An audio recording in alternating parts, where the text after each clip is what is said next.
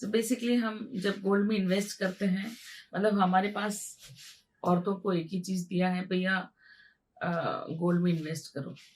सो शादी होती है तभी भी हम गोल्ड में इन्वेस्ट करते हैं, मतलब हमें बहुत सारा गोल्ड दिया जाता है। इट्स अ आभूषण, इट्स एन ऑर्नामेंट, तो it is good at the end of the day कि हमें अगर शौक है तो हमें गोल्ड में इन्वेस्ट करना चाहिए, या फिर मैं personally, invest is not the right word, it is kind of, it is a very good way of self love. But self love में सेल्फ ऑब्सेशन या गोल्ड ऑब्सेशन या माइंडलेसनेस थॉट प्रोसेस चला जाता है, हमें पता नहीं चलता।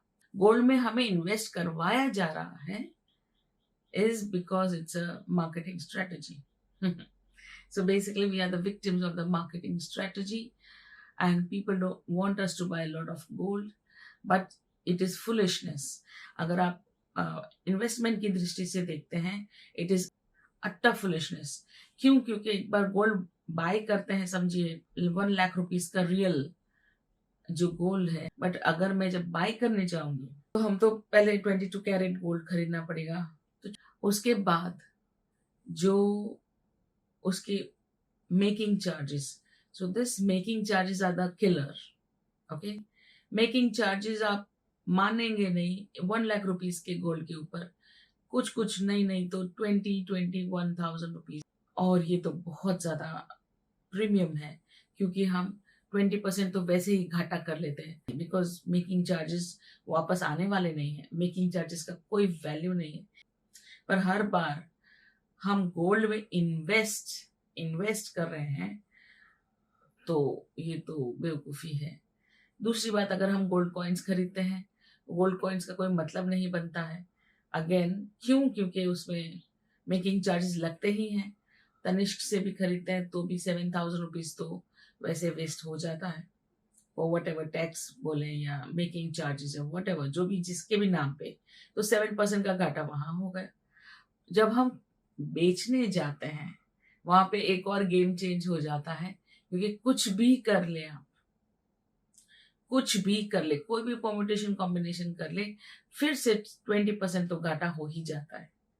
परम्यूटेशन कॉम्बिनेशन का मतलब क्या है? अगर मैं दूसरा गोल्ड खरीदती हूँ, मतलब दूसरे गहने खरीदती हूँ, तो 20% तो ये गहने के मैंने ऑलरेडी दिया हुआ है मेकिंग चार्जेस।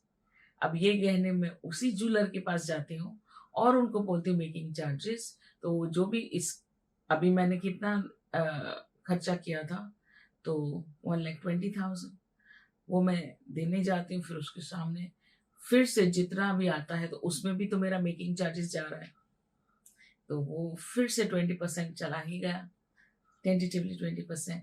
और कोई भी ज्वेलर आपको पूरे का पूरा गोल्ड का पैसा देता ही नहीं, वो अपनी तरफ से 10% तो काटता ही है, तो 30% का लॉस इधर हो गया। तो 20% पहले, 30% बाद में, तो ये है ना, एक लॉस का धंधा है हमारे लिए, और बहुत ज़्यादा प्रॉफिट का धंधा है फॉर द बिजनेस, है फॉर द सेलर, राइट?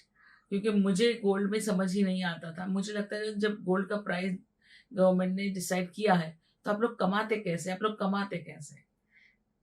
इससे कमाते हैं बिकॉज वो मेकिंग चार्जेस लेते हैं, और मेकिंग चार्जेस में बहुत सारे हिडन चार्जेस हैं जो वी डोंट केयर, पॉकेट में तो हमारी जाता है।